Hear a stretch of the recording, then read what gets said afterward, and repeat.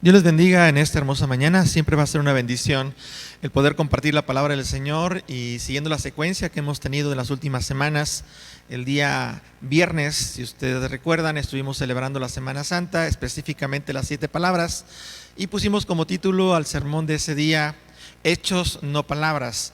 Y el día domingo estuvimos celebrando la resurrección de nuestro Señor Jesús y pusimos como título, Muerte que da vida. Y en esta ocasión me gustaría darle esa secuencia y tratando de reforzar, aunque ya se terminó la Semana Santa el día domingo, pero para nosotros como cristianos no dejamos de predicar la muerte y la resurrección de nuestro Señor Jesús, porque en realidad ese fue el mandato que el Señor Jesús nos dejó antes de ir al Padre. Él le instruyó a los discípulos de que ellos fueran a predicar el Evangelio, el reino de Dios, a toda criatura. Y ahora nosotros como iglesia tenemos ese compromiso y esa responsabilidad de que todos los días debemos de estar hablando de este sacrificio que Jesús hizo en la cruz del Calvario, pero también no solamente hablar de su muerte, sino hablar también de su resurrección. Y he puesto por título al sermón de esta mañana, Muerte más resurrección igual a gran comisión. Muerte más resurrección igual a gran comisión. Y quisiera invitarte a que abras tu Biblia allí en tu casa junto con tu familia, y quisiera llevarlos en un estudio, una predicación que la voy a ir aplicando en nuestra propia vida y en la vida práctica, para que podamos siempre recordar que el plan de Dios no fue un plan que fue salido de la nada, fue un plan que Dios estructuró de una manera muy especial, a tal grado que hasta el día de hoy ese plan se sigue cumpliendo. El plan de Dios es un plan perfecto. Él planeó todo desde el principio y todo fue una planeación perfecta, porque Él es un Dios perfecto. Así que yo te voy a invitar a que abras tu Biblia en el Salmo número 22. Este Salmo número 22 habla el salmista en este salmo una serie de acontecimientos que vienen a confirmar lo que nuestro Señor Jesús hizo en su muerte, crucifixión, resurrección, pero también en su complemento de ese propósito por el cual Él vino a la tierra, el que no solamente muriera en la cruz por nuestros pecados, sino que también la iglesia fuera establecida y que el Espíritu Santo fuera ese motor impulsor para que la iglesia se encargara desde ese día en que el Espíritu Santo viniera sobre ella, empezara a venir un poder de lo alto para usar a todos los que creyeron en Jesús y los que habríamos de creer a través de la palabra de los discípulos, y con el Espíritu Santo recibir un poder para predicar las buenas nuevas de salvación a toda criatura. El Salmo 22 fue escrito hace más de 1000 años, hace cerca de 1000 años, y eso nos debe de llevar a la reflexión de pensar cómo el salmista David, cuando escribe este salmo, todavía no acontecía el nacimiento de Jesús. Estamos hablando 1000 años antes del nacimiento de Jesús. Así que imagínese usted cómo Dios nos confirma lo que hemos estado predicando por años. Así que decía el día domingo que si Cristo no hubiera resucitado, nuestra predicación sería inútil, nuestra esperanza sería inútil. Pero afirmamos que nuestra predicación no es inútil, sino que es útil. Y toda palabra que se predica de parte de Dios es útil para enseñar, para redarguir. Y toda palabra nos lleva al arrepentimiento, al conocimiento de Dios. Al conocer a Dios, cada día nos lleva a confrontarnos con nuestras acciones, con nuestra propia vida, y eso hace que podamos distinguir lo bueno y lo malo. Dios es bueno, ¿cuántos lo creen? Bueno, la Biblia dice que no hay nadie bueno, solamente Dios. Por eso cuando conocemos a Dios nos damos cuenta de la maldad, del pecado, de todo aquello que es contrario a Dios, y al conocer a Dios y su voluntad nos vamos acercando día a día, haciendo siempre aquello que a Él agrada. Así que te voy a llevar a este versículo número 1 del capítulo número 22 o Salmo número 22, donde el salmista lo primero que dice al hablar en este salmo es esa experiencia que él tuvo en la cruz del Calvario, cuando experimentó ese tiempo o ese lapso de abandono, de soledad, de sentir al Padre lejos de él, en un momento donde él sentía la carga del peso del pecado sobre él, porque la Biblia dice que Dios cargó en él el pecado de todos nosotros, y fue un peso demasiado pesado para él, que su cuerpo, su carne, literalmente imposible de soportar. Pero recuerde que en el Getsemaní él oró y un ángel del cielo vino para fortalecerle y que él pudiera soportar todo ese proceso. Dice el verso número 1: Dios mío, ¿por qué me has desamparado? ¿Por qué estás tan lejos de mi salvación y de las palabras de mi clamor? Dios mío, clamo de día y no respondes, y de noche y no hay para mí reposo. Déjame decirte que cuando uno pasa momentos difíciles en la vida, y yo creo que muchos de los que están en la casa y de los padres o familiares o amigos podrían confirmar eso, que cuando uno pasa momentos difíciles, llega a haber momentos, lapsos en los que nos sentimos solos, aunque tenemos a toda nuestra familia, amigos, conocidos, gente a nuestro alrededor, pero eso no implica el que no sintamos el estar solos frente a ese problema, frente a esa situación. Nuestro Señor Jesús se sentía en ese momento literalmente abandonado. Lo está diciendo: Padre, Dios mío, ¿por qué me has abandonado?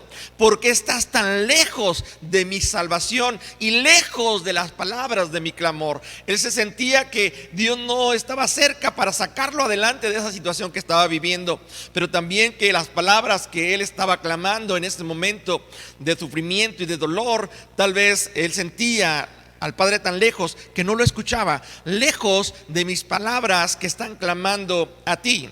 Y el verso número 2 añade diciendo: Dios mío, por tercera ocasión, clamo de día y no respondes, y de noche y no hay para mí reposo. Esto tú lo puedes ver en Mateo capítulo 27, lo estuvimos mencionando en las predicaciones anteriores, como en Mateo 27, verso número 45, dice la escritura que cuando el Señor Jesús expresa estas palabras, él se sentía abandonado, solo, sentía que su cuerpo ya no soportaba más el sufrimiento, el dolor. Y dice la escritura, si usted recuerda, en el verso número 45, que hubo tinieblas en toda la tierra, que el sol se oscureció por 3 horas. Dice en 2 Corintios capítulo 5, verso 21, al que no conoció pecado por nosotros, lo hizo pecado para que nosotros fuésemos hecho justicia de Dios en él.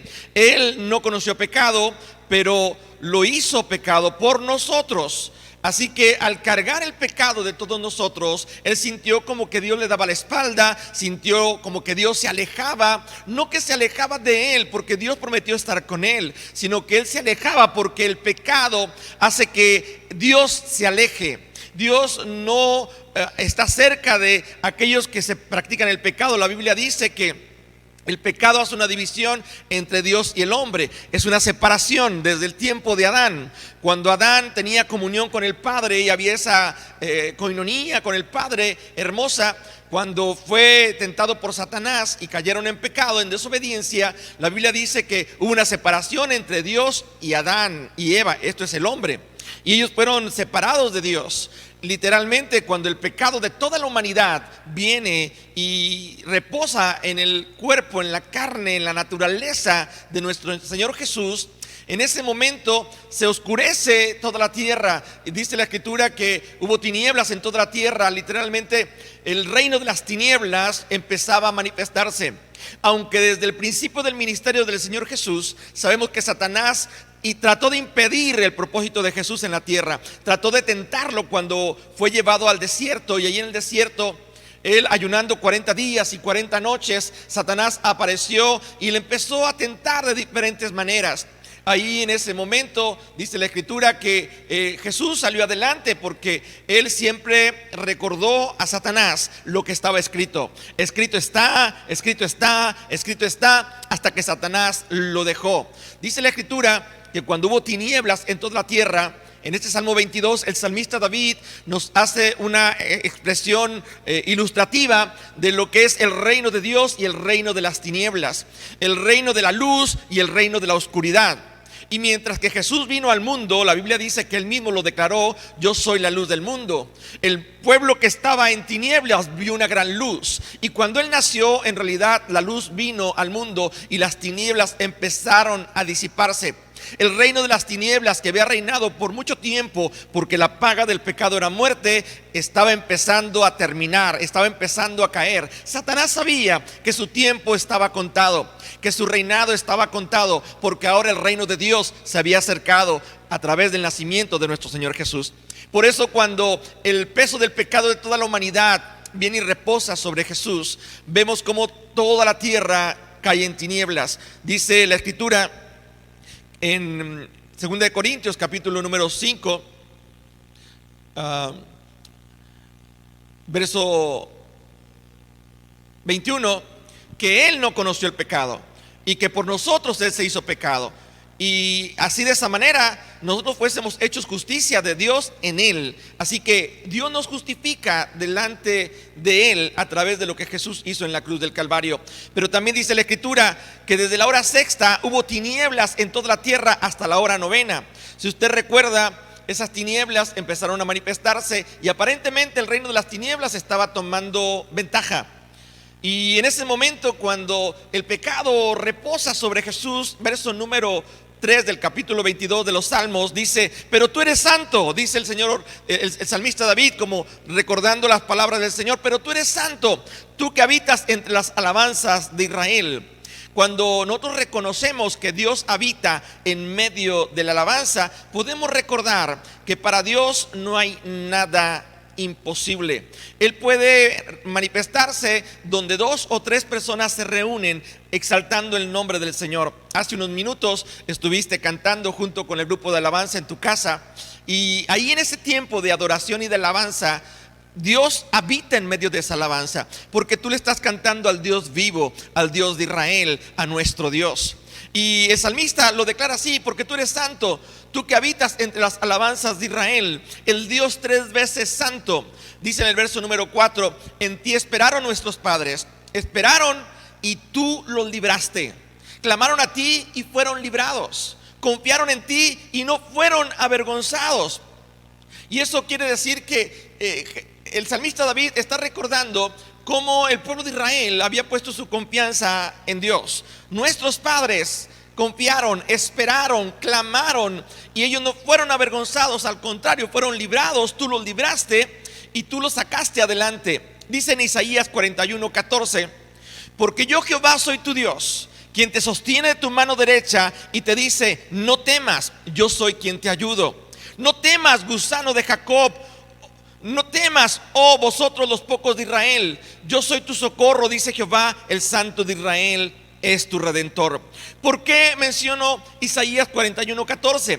Porque cuando él reconoce que Dios es santo y él menciona que él habita en medio de las alabanzas de su pueblo, él llega a sentir en ese momento, cuando el pecado reposa sobre él, que el pecado está haciéndolo sentir como un gusano. Y cuando él menciona esta frase o esta palabra en el verso número 6 del Salmo 22: mas yo soy gusano y no hombre.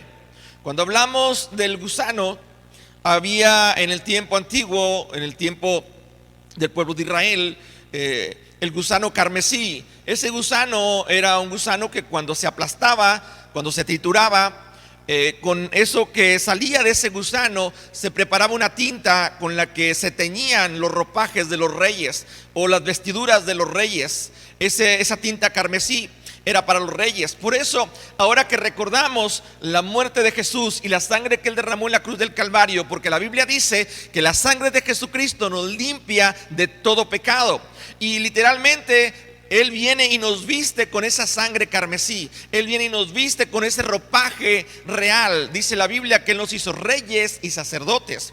Él nos dio una posición de realeza.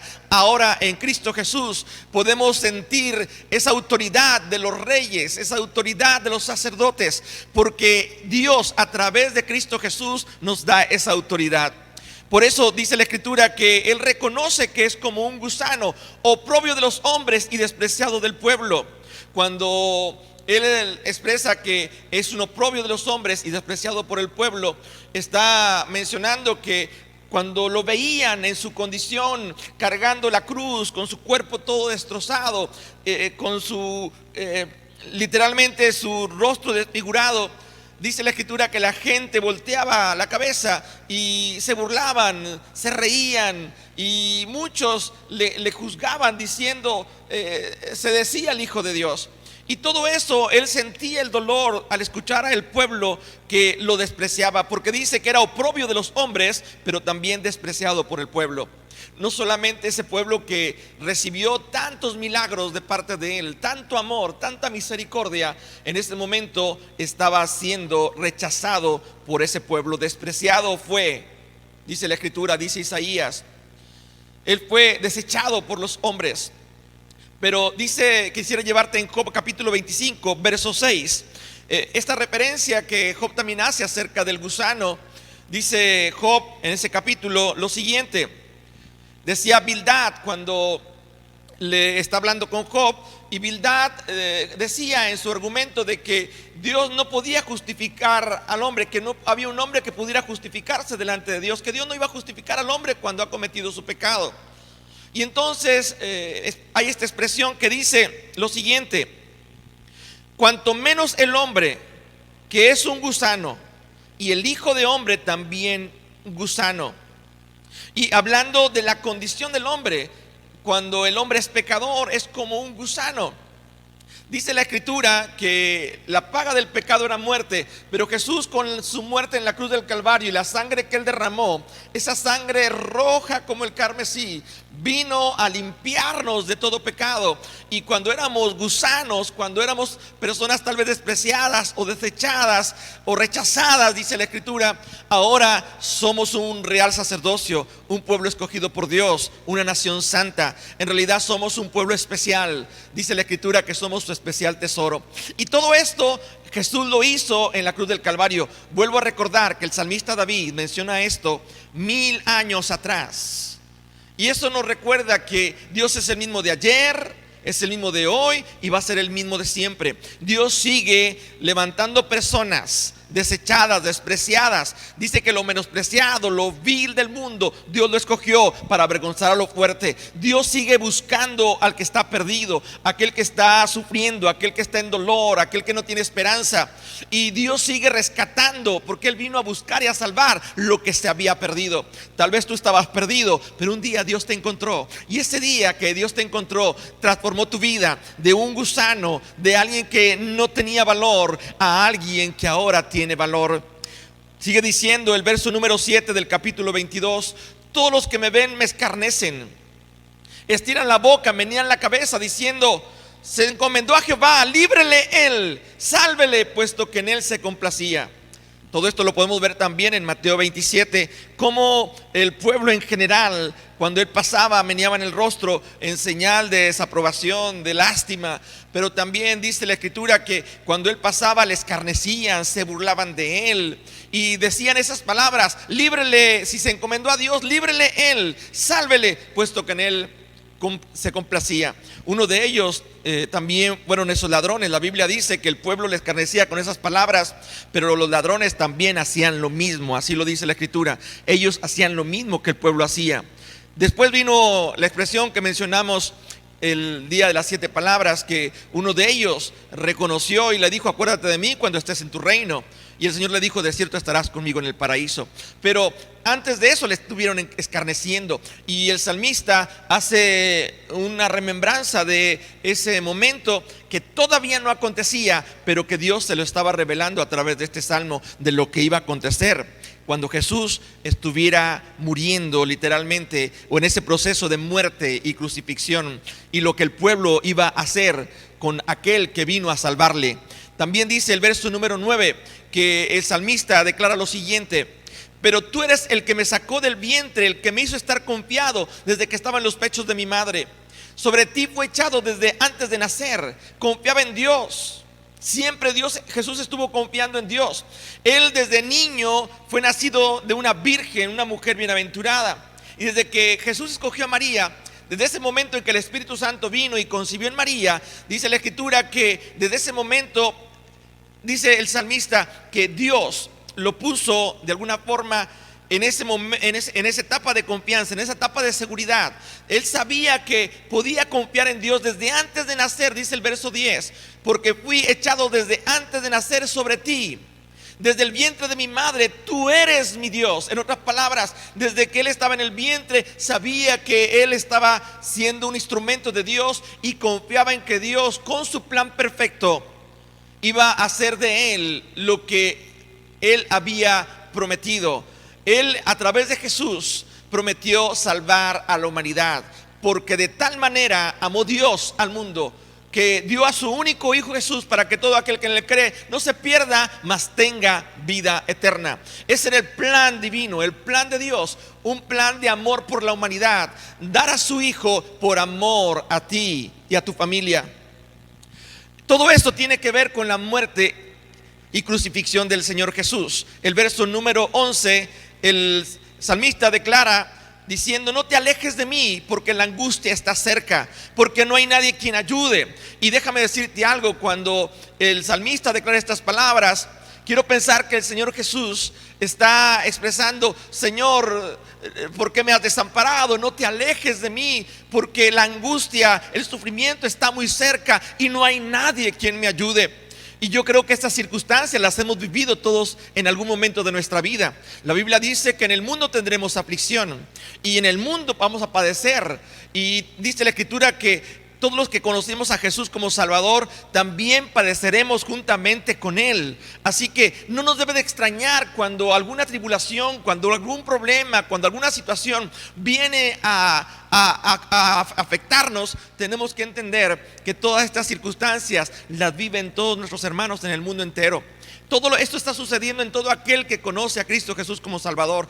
Es necesario que a través de muchos sufrimientos entremos al reino de Dios. Así que el sufrimiento es parte del proceso de la vida cristiana. No todo es un lecho de rosas. Cuando tú quieres vivir la vida cristiana, vas a tener que aprender a sacrificar tu vida, sacrificar esos momentos en los que tu carne quisiera actuar, cuando Dios te dice a través del Espíritu: detente, guarda silencio.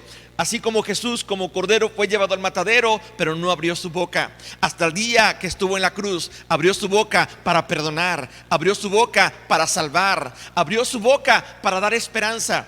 De la misma manera, cuando enfrentamos momentos difíciles, como el Señor Jesús enfrentó en la cruz del Calvario, y como lo declara el salmista David, tenemos que aprender a creer que aunque sintamos que Él está lejos, sintamos que Dios está lejos, que no hay nadie quien nos ayude, y tal vez tú te has sentido en algún momento así, que no hay quien te ayude, pero la Biblia dice que Él es nuestro ayudador, Él es nuestra fortaleza, y cuando no hay nadie, siempre va a estar a tu lado para ayudarte.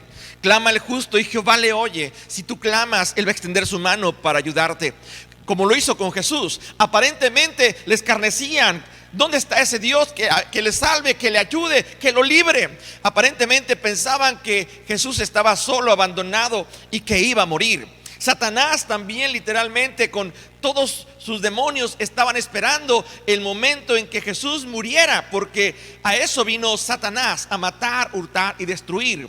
Y Satanás no solamente quiere matar la obra de Dios en tu vida y en tu familia, también quiere destruir los planes de Dios que tiene en este tiempo y que también tiene en el futuro. Dice la Escritura que en el verso número 11, cuando Él expresa: no hay nadie quien ayude, quiero pensar que en ese momento, cuando Jesús está en la cruz del Calvario, Él está pasando o recordando ese momento en que Pedro le niega 3 veces, cuando Judas lo traiciona y lo vende ante los sacerdotes y los fariseos.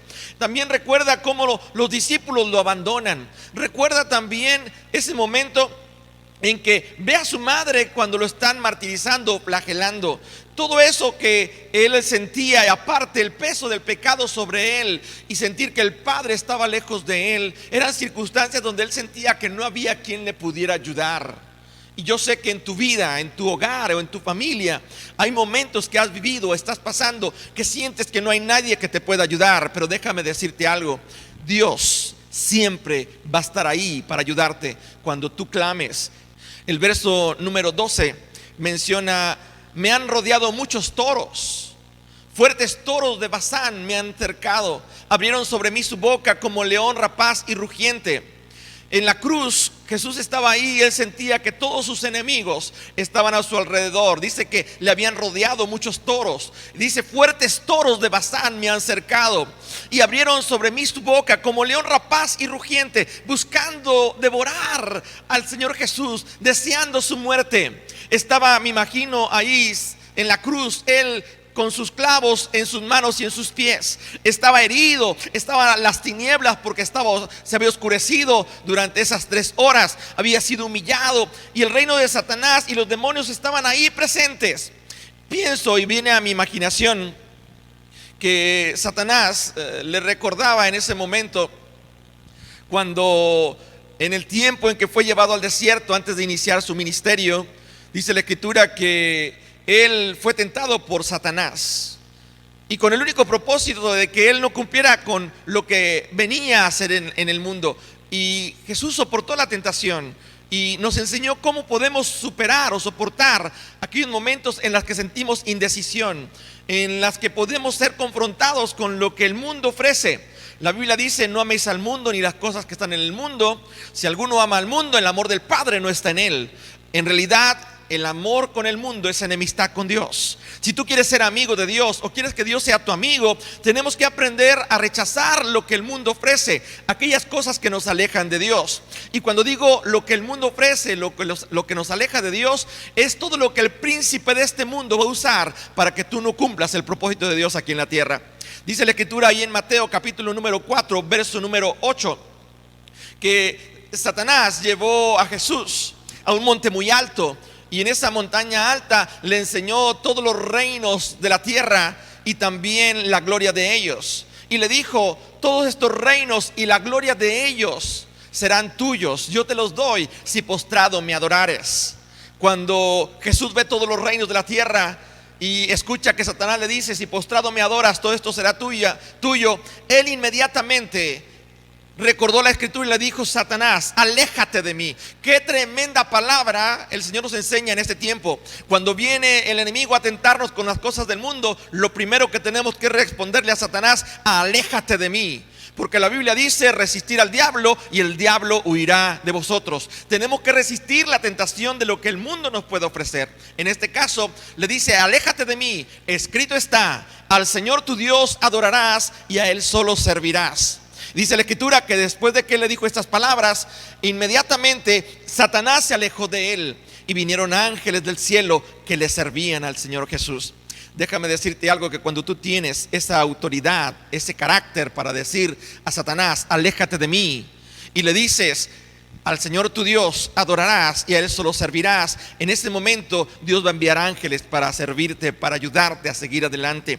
Hay ángeles que acampan a nuestro alrededor, dice la Biblia, ángeles que están acampando a nuestro alrededor y nos defienden. A veces va a haber momentos que tú no vas a poder sentir, no vas a sentir las fuerzas necesarias para enfrentar las pruebas o las luchas, pero vas a sentir la fuerza de Dios y los ángeles que te van a defender ante esas batallas. Sigue diciendo el verso número 14: ¿cómo se sentía el Señor Jesús después de que veía a sus enemigos como toros de Basán y que abrían su boca es rapaz y rugiente para devorarlo? Dice el verso 14: he sido derramado como aguas y todos mis huesos se descoyuntaron, mi corazón fue como cera derritiéndose en medio de mis entrañas.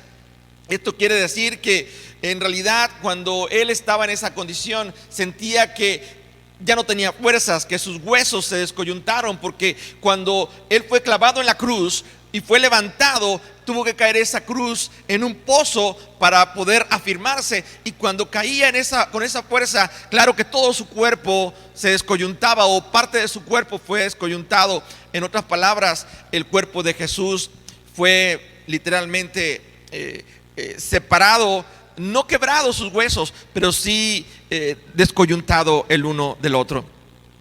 En el verso número 15 dice que como un tiesto se secó su vigor y su lengua se pegó a su paladar. Como un tiesto se secó mi vigor y mi lengua se pegó a mi paladar, y me has puesto en el polvo de la muerte. Esto nos recuerda cuando Jesús, ahí dice la Escritura en Juan 19, declaró: tengo sed.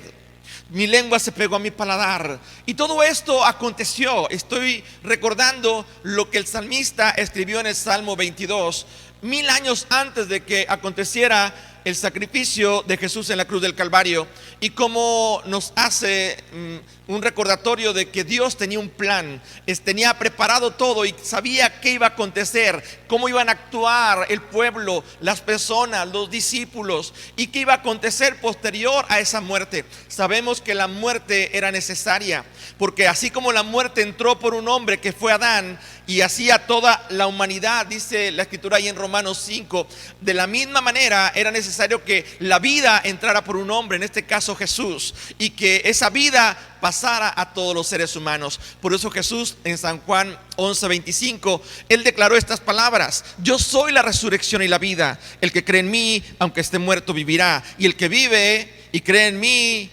no conocerá la muerte o no morirá eternamente. Él vino a dar vida y vida en abundancia. Cuando hablamos de Jesús como aquel que vino a dar la vida por nosotros, tenemos que recordar que el dar la vida por nosotros no fue fácil. Tenía a sus enemigos a su alrededor, es a Satanás, el reino de las tinieblas contra el reino de la luz, el reino de Dios contra el reino de Satanás, y todo estaba ahí. Era un conflicto que en la misma tierra estaba siendo simbrada por lo que estaba aconteciendo, pero porque estaba a punto de suceder en unos días después de la muerte de Jesús, el momento más glorioso para la iglesia, para el ser humano, que es cuando Dios decide levantar a Jesús de entre los muertos y cumplir lo que Él había prometido, que Él sería entregado en manos de pecadores, pero al tercer día Dios lo levantaría de entre los muertos. Todos esos enemigos estaban alrededor de Él. En el verso número 16 del Salmo 22 dice: porque perros me han rodeado, me han cercado cuadrillas de malignos, horadaron mis manos y mis pies. Y todo eso lo recordamos. Le horadaron sus manos, sus pies. Y cuando dice cuadrilla de perros me han rodeado, estamos hablando de no perros como los de ahora, que son domesticados. En aquel entonces había jaurías de perros rapaces, jaurías de perros que eran feroces, que podían destrozar a una persona. Y literalmente lo que buscaban los enemigos de Jesús era destrozarlo, destruirlo totalmente. Pero no sabían o no contaban con que Dios iba a escuchar el clamor de Jesús. Verso número 17, allí en la cruz dice la escritura que Él pudo contar todos sus huesos. Contar puedo todos mis huesos, entre tanto ellos me miran y me observan. Usted recuerda que Él fue desnudado y la condición de su cuerpo era tan deplorable que sus huesos, sus costillas, sus rodillas, sus brazos, sus manos, sus huesos se podían notar porque su piel estaba pegada a su cuerpo y literalmente sus huesos podían ser contados. Otro acontecimiento que menciona el salmista en el Salmo 22, del verso número 18 al verso 21, menciona cómo Mateo y Juan declaran que esto aconteció y menciona lo siguiente: repartieron entre sí mis vestidos y sobre mi ropa echaron suertes. Mas tú, Jehová, no te alejes, fortaleza mía, apresúrate a socorrerme. Libra de la espada mi alma, del poder del perro mi vida, de esos perros que mencionaba como una jauría de perros salvajes. Sálvame de la boca del león y líbrame de los cuernos de los búfalos. Cuando está hablando sálvame de la boca del león y de los cuernos de los búfalos, está literalmente diciendo: están aquí ya muy cerca para matarme, para destrozarme. Y cuando literalmente él siente que están a punto de matarlo y parecía que Dios no lo escuchó, llegó la muerte cuando él tuvo que decir: consumado es. Y después expiró, murió. Y cuando murió había una algarabía en el reino de las tinieblas, había una algarabía en el reino de Satanás, de declarar que habían vencido a Jesús, habían vencido a aquel que había echado fuera a los demonios de muchas personas que estaban dominadas por ellos. Y en ese momento aparentemente ellos declaraban que Jesús había muerto y que Dios no lo libró, Dios no lo salvó. Hasta ahí, del versículo número 1 al versículo número 21, podemos reconocer que el salmista trae ese mensaje profético de lo que iba a acontecer en la crucifixión y muerte del Señor Jesús. Pero cuando Él expiró, cuando Él dijo consumado es, venía el momento en que Jesús empezaba a vivir. Y desde ahí, desde la cruz, aunque su cuerpo fue crucificado, sus pies y sus manos fueron horadadas para tratar de detenerlo, pero no lo podían detener como Dios. Dice la Biblia que Él descendió hasta las profundidades de la tierra y fue y enfrentó a Satanás y a sus huestes espirituales. Y no solamente fue y derrotó a Satanás, sino que lo exhibió públicamente, triunfando sobre él en la cruz. Y dice la Escritura, anulando el acta que nos era contraria, el acta que nos acusaba como pecadores y que merecíamos la muerte. Él la anuló para ahora declarar que tenemos vida todos aquellos que creemos en Cristo Jesús. Esto es la victoria en Cristo Jesús. Y después de quitarle esa autoridad, el dominio, el imperio que tenía sobre la muerte a Satanás, Dios le levanta de entre los muertos y lo declara como el Rey de reyes y Señor de señores. Ahora Jesús está vivo. Jesús empieza a exaltar a Dios con su resurrección. Empiezan las mujeres, los discípulos, los seguidores y cuanta gente empezó a ver que Jesús había resucitado, glorificaban a Dios diciendo: Cristo está vivo, el que había muerto ahora vive y vive para siempre. Una de las cosas que este salmo, el Salmo 22, menciona en estos versículos es que los acontecimientos de la muerte vienen a afirmar que exactamente como sucedieron y fueron profetizados, nos hacen ver que es algo real. A partir del versículo número 22 podemos ver la resurrección. El título del sermón mencioné al principio que era muerte más resurrección. Hasta el versículo 21 hablamos de la muerte, pero a partir del versículo 22 vamos a hablar de la resurrección, de la gratitud, de la victoria, de lo que Dios hizo en el momento en que Dios levantó a Jesucristo de entre los muertos. Hablando ahora el salmista como tomando esa autoridad como un Cristo vivo. Dice: anunciaré tu nombre a mis hermanos, en medio de la congregación te alabaré. Y claro que él lo primero que hizo cuando resucitó fue anunciar a los discípulos, a sus hermanos, a los 500 seguidores, a los caminantes de Maús, a las mujeres. Y él estuvo manifestándose a diferentes personas en diferentes lugares durante esos días que Él estuvo apareciendo. La gente empezó a creer en el Cristo vivo. Y el anunciar el que Cristo estaba vivo era también un motivo de gratitud al ser escuchado por Dios. Dice en el verso número 23 la actitud que debemos de tomar los que hemos muerto y que hemos sido crucificados juntamente con Jesús, para resucitar en Cristo Jesús. Ya no vivo yo, mas Cristo vive en mí, decía el apóstol Pablo. Y si tenemos vida en Cristo Jesús y hemos muerto al pecado, entonces tenemos que tener estas actitudes que menciona el versículo 23 de este Salmo 22. Los que teméis a Jehová, alabadle. ¿Qué tenemos que hacer como hijos de Dios? Alabadle. Los que tememos a Jehová, glorificadle, descendencia de todo Jacob. Temedle vosotros, descendientes de todo Israel, porque no menospreció ni abominó la aflicción del afligido, ni de él escondió su rostro, sino que cuando clamó a él, le oyó. No menospreció la aflicción del afligido, ni de él escondió su rostro, sino que cuando clamó a él, le oyó. Jeremías 33:3 dice: clama a mí y yo te responderé. Cuando Jesús clamó al Padre, Dios le respondió. Aparentemente decía: Dios mío, ¿por qué me has desamparado? ¿Por qué te has alejado de mí? Y Dios, aunque él sentía que Dios lo había abandonado y estaba lejos de él, Dios estaba más cerca de él, porque en el momento que él dijo: consumado es, en ese momento Dios empezó a trabajar con él, a darle esa autoridad como el Hijo de Dios, como el Rey de reyes, como el Señor de señores. Y él lo hizo delante de Satanás, delante de todas las huestes espirituales que tenían dominio por Satanás y que posteriormente fueron derrotados y exhibidos públicamente. Y Dios le extendió la mano al Señor y lo levantó, así como Jesús fue y tomó a la hija de Jairo, la levantó de la muerte. Así como fue y con Jairo y lo levantó de la muerte, así Dios también levantó a Cristo Jesús de la muerte. La Biblia dice que así como Dios levantó a Jesús de entre los muertos, también tú y yo seremos levantados por Dios en Cristo Jesús. Así que la muerte ya no tiene dominio sobre nuestra vida. La muerte ya no puede ser algo que nos atemorice, Pablo decía: para mí el morir me es ganancia, el vivir me es Cristo. Vivo para Cristo, pero si llego a morir me es ganancia. Así que en este tiempo de pandemia, en este tiempo de inseguridad, de miedo, no podemos tener temor cuando tenemos a aquel que nos da la vida. No le tenemos miedo a la muerte, porque Dios dominó la muerte. No hay muerte en Cristo Jesús, hay vida. Si tú crees en Jesús, tienes la vida. El que tiene al Hijo tiene la vida. El que cree en el Hijo tiene la vida. Pero el que rehúsa creer al Hijo, el que rehúsa recibir al Hijo, ya ha sido condenado. Tú y yo tenemos vida en Cristo Jesús. La resurrección en este Salmo 22 lo menciona en la actitud que tenemos que tener todos los que hemos nacido de nuevo a una nueva vida. Hemos vuelto a vivir. Cuando estábamos muertos en nuestros delitos y pecados, ahora hemos pasado de muerte a vida.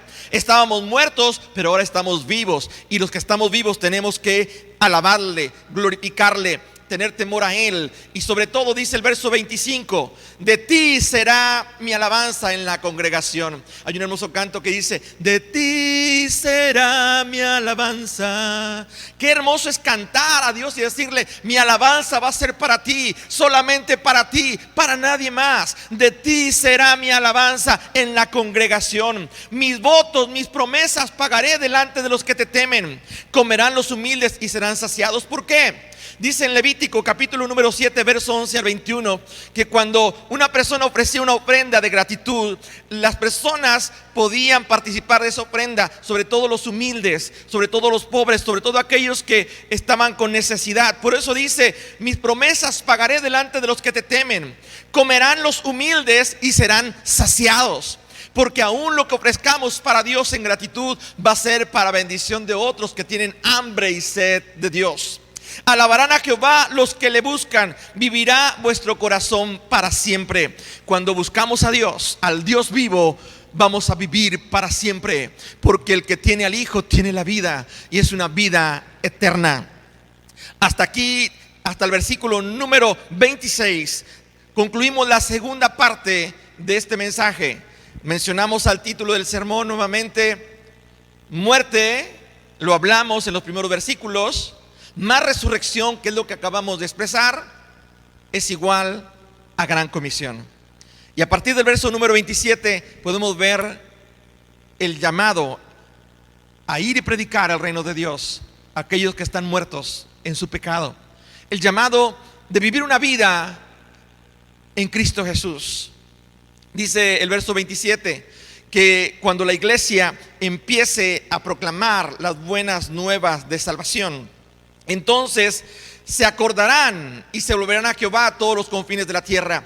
Las personas van a recordar que hubo un hombre que vino al mundo y que no fue reconocido como el Salvador, pero al conocer su muerte, su resurrección y la manera en la que Dios obró en su vida, van a reconocer, dice la Biblia, se acordarán y se volverán a Jehová desde todos los confines de la tierra. Aquellos que se han alejado de Dios se van a acercar a Dios, y todas las familias de las naciones adorarán delante de ti. No solamente está hablando de que se van a acordar y se van a volver a Jehová, sino que todas las familias de la tierra, todas las familias de las naciones adorarán delante de ti. Cuando las familias antes adoraban el reino de las tinieblas, el pecado, ahora esas familias adorarán el reino de Dios. Adorarán al Dios santo, al que Jesús declaró: tú eres santo. Verso número 28: porque de Jehová es el reino y Él regirá las naciones. Dios puso al Señor Jesús como Rey de Reyes y Señor de Señores. Porque de Dios es el reino, y de ese Dios puso a Jesús para que Él rigiera con vara de hierro a las naciones. Así que tenemos a un Salvador, a un Rey de Reyes, que va a regir a las naciones, que va a poner orden a las naciones y que va a reinar en esta tierra en su tiempo. Dice el verso número 29: comerán y adorarán todos los poderosos de la tierra. Se postrarán delante de Él todos los que descienden al polvo, aún el que no puede conservar la vida a su propia alma. ¿Qué quiere decir esto? Que aún aquellas personas que saben que van a volver al polvo, van a morir, van a adorar y van a reconocer al Señor. Por último, verso 30 y verso 31. Déjame decirte esto: la muerte de Jesús y su resurrección trae como consecuencia la gran comisión. Tú y yo, como hijos de Dios, hemos sido llamados a predicar las buenas nuevas de salvación. Dice el verso número 30 de este Salmo 22: la posteridad les servirá. La posteridad les servirá. Esto quiere decir, es la extensión del reino de Dios. Y esto será contado de Jehová hasta las postreras generaciones. En Mateo capítulo 28, verso 18, Jesús dijo lo siguiente. Cuando Él resucitó, antes de ascender al cielo, le dijo a los discípulos y a las personas que estaban ahí en ese momento, Jesús se acercó y les habló diciendo: toda potestad me es dada en el cielo y en la tierra. Por tanto, id y haced discípulos a todas las naciones, bautizándolos en el nombre del Padre, del Hijo y del Espíritu Santo, enseñándoles que guarden todas las cosas que os he mandado. Y he aquí, yo estaré con vosotros, yo estoy con vosotros todos los días hasta el fin del mundo. Dios ha prometido estar con nosotros, Jesús ha prometido estar con nosotros. Y si Cristo está con nosotros, ¿quién contra nosotros? Vendrán y anunciarán la justicia de Dios.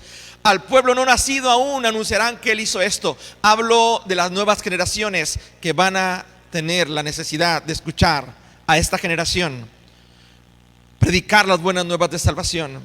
Es tiempo de ir y predicar que Jesucristo murió, pero también resucitó, y que hoy el reino de las tinieblas ya no tiene dominio sobre la muerte. El reino de las tinieblas fue derrotado, cayó. Cuando Jesús nació, empezó a descender, a caer el reino de las tinieblas. Cuando Jesús resucitó, el reino de las tinieblas cayó, derrotado, y el reino de Dios se levantó victorioso. Tú eres parte del reino de Dios. Ahora Dios ha puesto debajo de tus pies todas las cosas. Él te ha dado autoridad.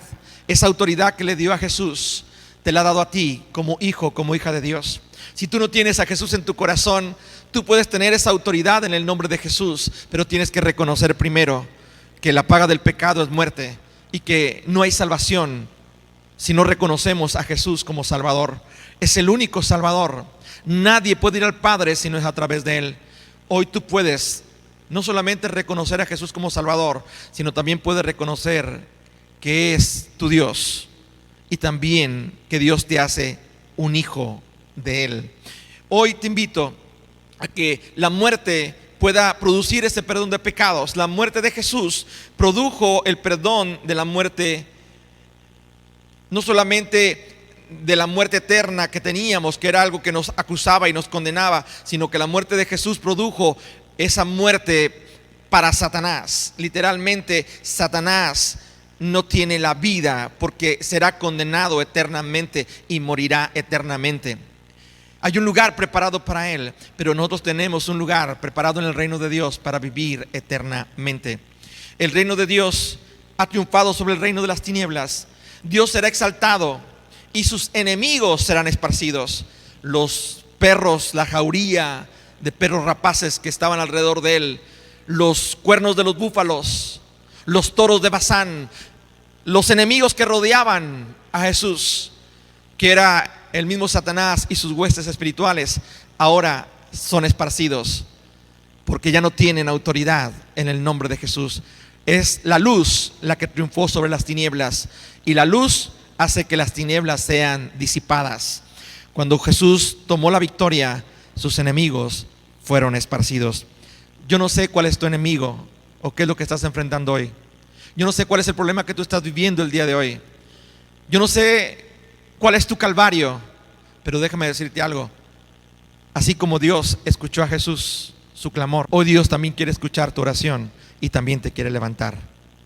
¿Quieres esta hermosa mañana decirle al Señor: Señor, a través de este Salmo 22, yo he comprendido cómo tu muerte, tu resurrección me llevan a mí en gratitud a ser un adorador, alguien que te alabe y que proclame, que anuncie las buenas nuevas de salvación. Hoy quisiera hacer esta oración conmigo y determinar ser ese portador del Evangelio de Dios, portador de la gloria de Dios. Solamente inclina tu rostro en tu casa y haz esta oración conmigo.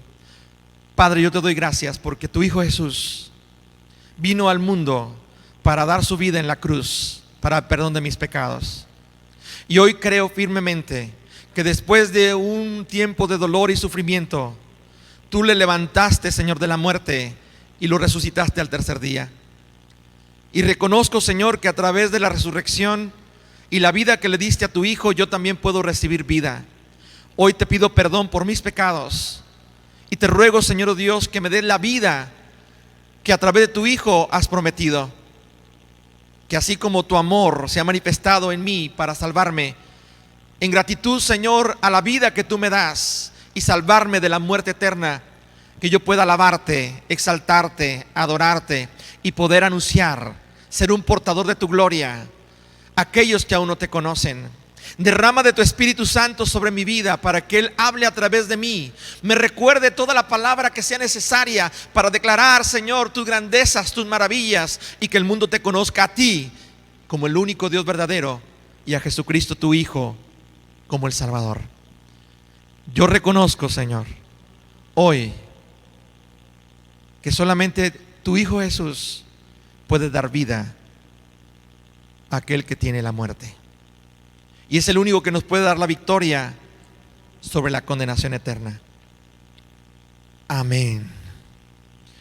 Yo te quiero invitar a que después de esta mañana tú comentes con tu familia y en tu casa y puedas reflexionar sobre este mensaje. Escúchalo una vez, 2 veces, medita en él y date cuenta que este mensaje fue escrito, o este salmo fue escrito 1000 años atrás.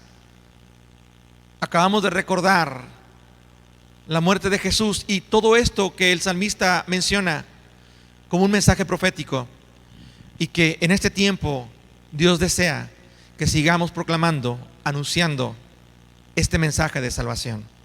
Sé un portador de su gloria y recuerda, muerte más resurrección es igual a la gran comisión, y tú eres parte de ella. Dios te bendiga.